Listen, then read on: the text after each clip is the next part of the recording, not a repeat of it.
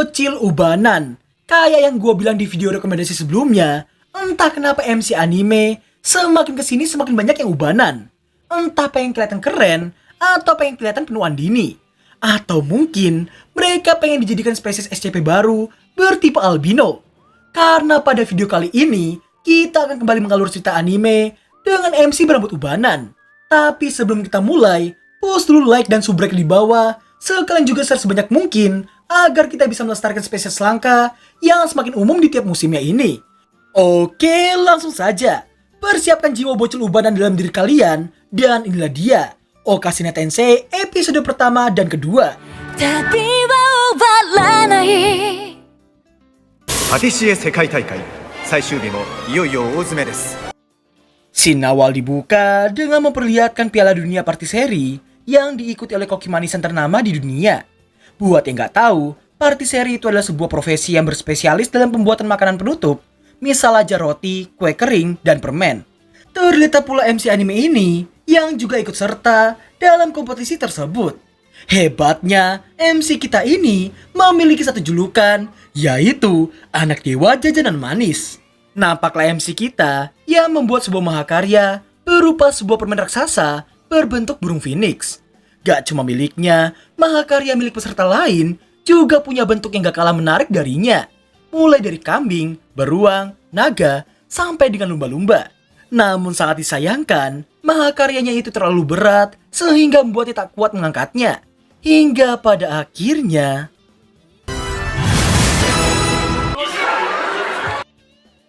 Di ujung hidupnya, MC kita ini malah menyalahkan para dewa karena dirinya yang tewas sebelum bisa mewujudkan impiannya yang ingin membuat negeri jajanan manis.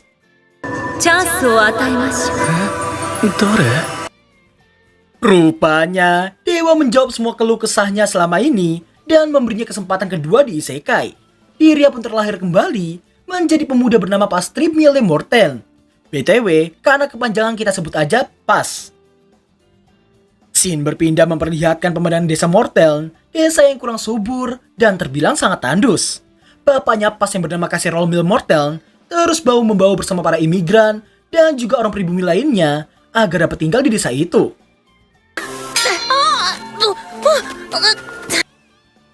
Scene berlanjut ke Pas yang sedang berlatih pedang bersama sang bapak.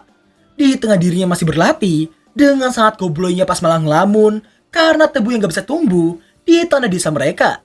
Dengan kata lain, makanan manis jadi sulit buat dijumpai di sana.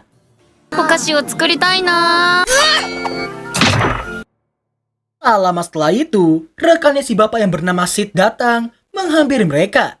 Di mana Sid datang buat memberitahukan kabar baik dan buruk. Kabar baiknya adalah perihal ladang kedelai yang dirasa akan panen besar, dan itu semua berkat saran dari Pas yang memanfaatkan jeruk nipis untuk menyuburkan tanah. Mendengar ocehan putranya, jelas membuat sang bapak mempertanyakan dari mana Pas tahu semua hal itu. Pas pun beralasan itu semua berasal dari khayalannya semata.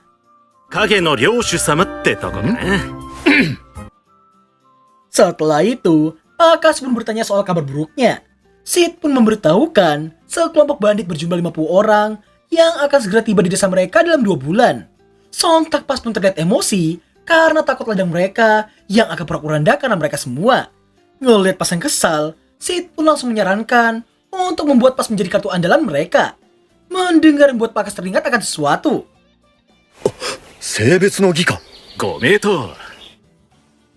Scene berpindah di rumah. Pakas nampak memberitahukan soal usulan tadi ke istri dan kakaknya Pas. Mendengar Pas yang akan melakukan upacara penabisan, sontak membuat sang ibu terkejut dan langsung menentangnya. Penentangan itu nggak lain karena upacara penabisan biasanya dilakukan oleh anak di umur 13 atau mungkin 15 tahun. Sedangkan Pas sendiri baru berumur 9 tahun. Meski terus ditentang, namun keputusan sang bapak telah bulat seutuhnya. Dirinya meminta sang istri untuk mempersiapkan keberangkatan mereka dalam 3 hari. Dalam seketika Pas merinding mendengar ucapan sang emak dan Josephine. Dan benar aja, Pas malah dibuat crossdress jadi Pico dong, krik.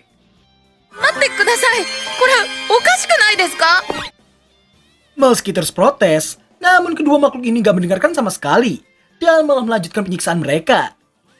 上の姉様たちがいた頃、もっとすごかったな。 3 hari kemudian, terlihat Pas dan sang bapak yang akan segera pergi. Kepergian mereka nampak diantarkan oleh warga desa beserta dengan teman-temannya Pas. Setelah berpamitan, Pakas nampak bersiap menggunakan sihirnya.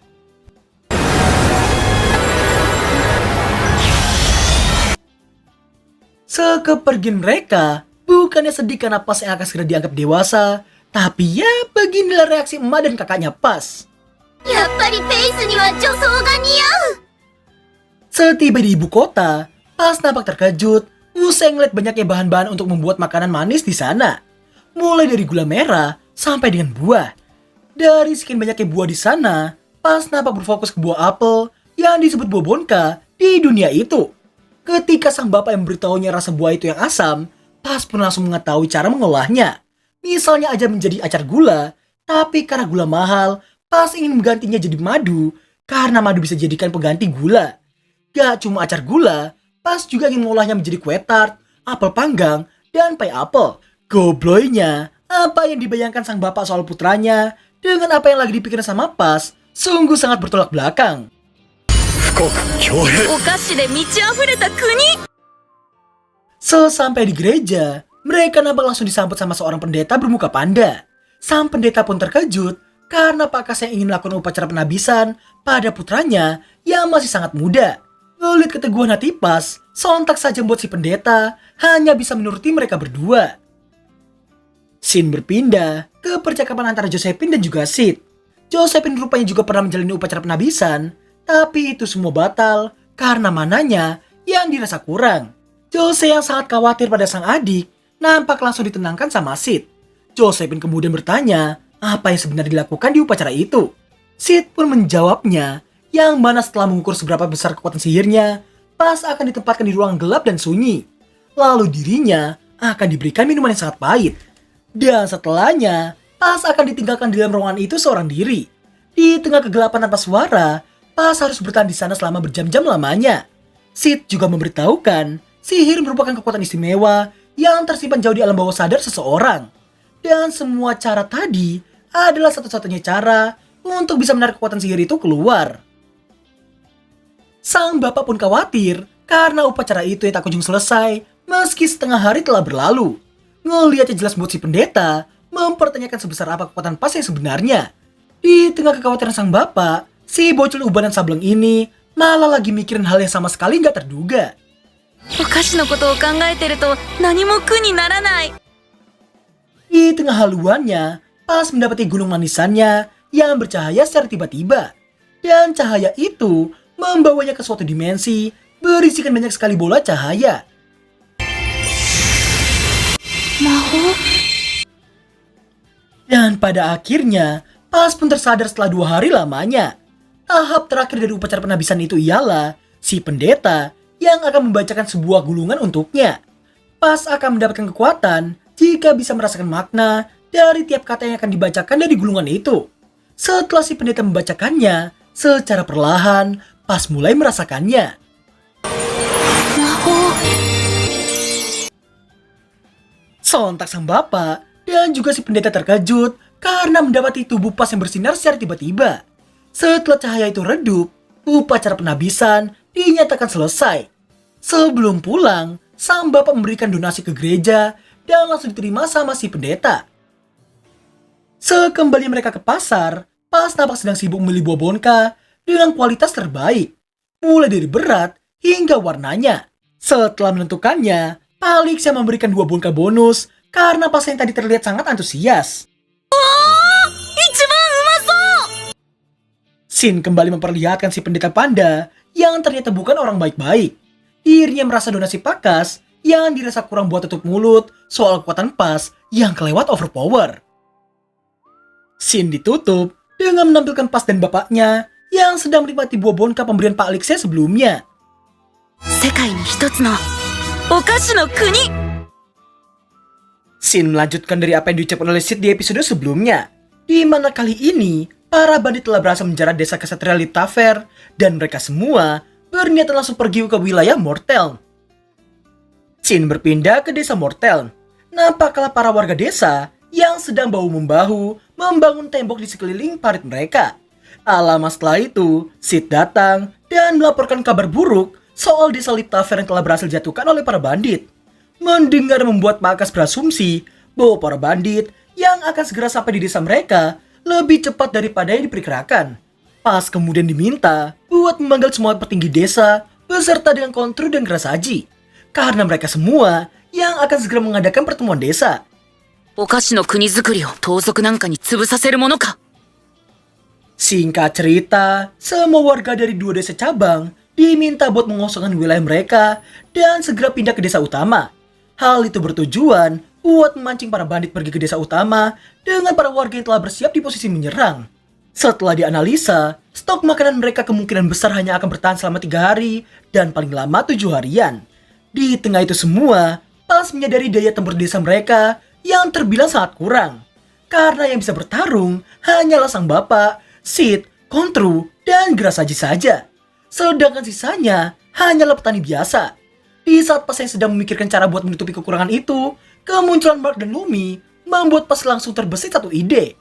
Dirinya kemudian meminta mereka berdua buat mengumpulkan batu sebesar tangan yang biasa mereka mainkan. Tidak lupa Pas juga mengingatkan untuk segera kabur ke dalam desa jika mereka merasakan sesuatu yang janggal. 了解ペイ様。 Di sore harinya, nampaklah Mark dan Lumi yang masih mencari batu. Namun di tengah pertengkaran mereka, seketika itu pula Mark seperti mendengar sesuatu. Lumi yang tak mendengar apapun malah mengatai kuping Mark yang lagi ngebak. Perasaan yang gak enak itu membuat Mark memastikan apa yang sedang terjadi di sana. Dan ternyata... やっべ。 Sontak mereka berdua pun langsung berlari ke dalam gerbang, sembari memberitahukan semua orang tentang kemunculan para bandit. Dengan sigap penjaga gerbang dibantu para warga, langsung menarik jembatan kayu mereka dan segera menutup gerbang desa. Tak lama setelah meminta agar anak-anak serta para ibu untuk segera masuk ke dalam rumah, Pakas dan Sid datang memberi semangat pada semua orang. Pakas menduga para bandit yang akan menyerang mereka di malam hari. 覚悟はいいか。 Setelahnya, Pakas menyerahkan parit barat ke Kontru, sedangkan Gerasaji akan diserahkan parit timur ke tengah. Setelah berdiskusi dengan Sid, sang ayah pun bertanya pendapat Pas soal penyerbuan para bandit. Usai menganalisa situasi, sang bapak berniat untuk pergi melakukan pengintaian, dan Sid pun diminta buat ikut dengannya. Sebelum pergi, sang bapak menyerahkan desa mereka kepada putranya itu. Sekepergian mereka, Pas meminta Mark untuk menyampaikan pesan pada Kontru di bagian barat, di mana dirinya meminta supaya Kontru menggunakan panah api sebagai sinyal untuk melakukan penyerangan. Sedangkan Lumi diminta untuk memberitahukan Gerasaji buat menyiapkan panah api. Kontru juga diminta buat menembakkan panah api ke arah suara tapak kuda. Mereka yang takut jika panahnya nanti akan mengenai Pakas, namun Pas dengan sangat yakinnya merasa sang bapak mustahil akan terkena panah nyasar. 避けるの初めて見たぜ。 Jauh dari tempatnya, nampaklah Jose yang lagi menenangkan 2 bocil cewek yang sedang menangis ketakutan. Sang ibu kemudian datang dan meminta Jose dan para bocil buat segera masuk ke dalam rumah. 気をつけて。はい。 Di saat Pas yang melihat kepanikan dan ketakutan para warga desa, hal itu membuatnya tahu bahwa impiannya tak akan mungkin terwujud jika dirinya tak bisa melindungi wilayahnya sendiri. Dan hal itu tentu saja memacu semangatnya untuk melindungi semua orang. Mengetahui tujuan asli sang ayah yang ingin melakukan pertempuran jangka pendek dengan menjadi umpan, hal itu membuat Pas memberi semangat ke seluruh warga desanya. Pas kemudian meminta para warga desa untuk mengumpulkan semua anak laki-laki dari desa mereka. Scene berpindah memperlihatkan Pakas dan Sid yang sedang mendekati markas bandit secara perlahan. Tak lama berselang, Sid nampak menggunakan skill penglihatan jarak jauhnya untuk mendapatkan informasi. Sid pun agak khawatir karena ia menduga ketua bandit adalah mantan kesatria. Tak cukup sampai sana, bahkan pasukannya juga dirasa bukanlah bandit biasa. Setelah dilihat lagi, ternyata para bandit berjumlah 70 orang dan bukan 50 orang. Sid juga mendapati banyaknya orang yang sedang disekap oleh para bandit. Tak ingin keluarga mereka yang bernasib sama seperti itu, mereka berdua pun bersiap untuk melakukan penyerangan.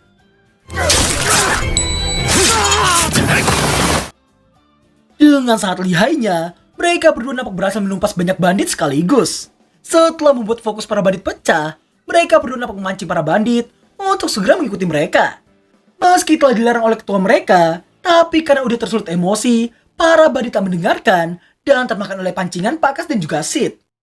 どうやら釣れたようだぜ。一気に駆け抜けるぞ。 Shin berpindah ke Garasaji yang sedang mendengarkan suara dari kejauhan. Menyadari adanya suara tapak kuda, sontak Garasaji pun langsung bersiap menembakkan panah api ke sumber suara. Bersama dengan warga desa yang melihat sinyal itu, Pakas dan Sid tahu itu semua adalah rencananya Pas. Mengetahui itu adalah umpan yang ditujukan untuk para bandit, Sid pun menyadari mereka yang harus pergi ke arah barat agar tidak merusak ladang yang ada di timur. Mendengar laporan dari salah seorang warga desa, sontak Pas langsung meminta para bocil buat bersiap di posisi masing-masing. Bersama dengan para bandit yang terkecoh karena strategi Pakas, dengan sangat cerdiknya Pas membuat para bocil menjadi pasukan ketapel.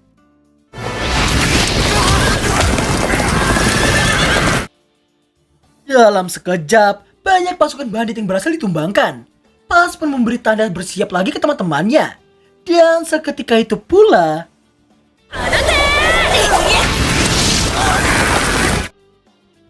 Shin mundur ke beberapa saat sebelumnya. Nampaklah Pas yang memberikan arahan ke semua warga desa. Meski pada awalnya banyak orang tua yang menentang putra mereka yang hendak dijadikan tim penembak, namun karena semangat yang ditujukan oleh para bocil dan semangat yang diberikan Pas pada mereka, pada akhirnya mereka semua pun memahaminya dan bertekad untuk mengikuti tuan muda mereka ini. Untuk jaga-jaga, Pas mengarahkan supaya para bocil untuk segera mundur apabila para bandit telah berhasil menerobos melewati parit.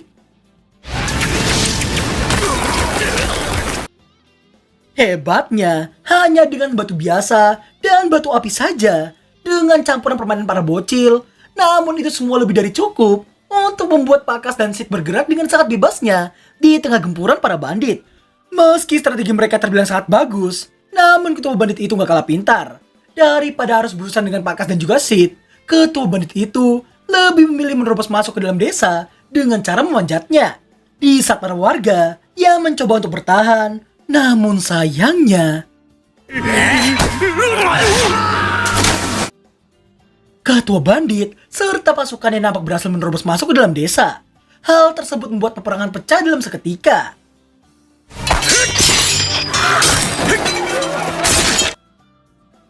Sid yang menyadarinya langsung melaporkannya pada Pakas. Di dalam desa, para warga dibantu oleh para bocil harus dibuat kewalahan ketika si ketua bandit hendak menyerang para bocil.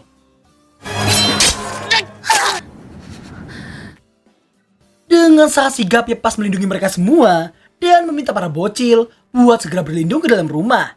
Tidak cukup sampai sana, si ketua bandit ini nampak langsung menyandar Pas di saat itu juga. Di tengah kontru dan juga Garasaji yang gak bisa melakukan apapun, Pas yang mendapati salah seorang bandit yang sedang kesakitan akibat luka bakar. Hal itu membuatnya terpikirkan satu ide yang mungkin akan berhasil. Dan ternyata gigi sekali, Pas mampu melakukan epic comeback berkat skill transfer miliknya, di mana skill itu mampu mentransfer rasa sakit yang diderita oleh rekan sesama bandit mereka. Bersama dengan ketua bandit itu yang baru menyadari Pas yang bisa memakai sihir, namun nahasnya dirinya harus merasakan jontosan batu yang dilemparkan oleh Mark. ただのパティシエですよ。 Dan berakhirlah alur cerita anime Bocil Lubanan 2.0 episode pertama dan kedua. Kayaknya ini bakalan banyak dari kalian yang komen lobang katanya anime isekai diupload di Wom Isekai, katanya di Wom Isekai lah dan sejenisnya. Guys, for your information aja nih ya, gua lagi nge-build algoritma lagi karena sempet bolong-bolong. Makanya buat sementara waktu gue bakal upload semua anime yang gue rencanain di Wom 2 dulu. Nanti Wom Isekai mungkin buat anime isekai per paket. Misal aja 3-6 episode sekali, gue bakal upload di sana. By the way juga, ada satu anime yang kemungkinan bakal sulit buat diupload, yaitu anime reinkarnasi jadi vending machine. Karena sepertinya tuh anime kayak lagi promosi produk vending machine mereka.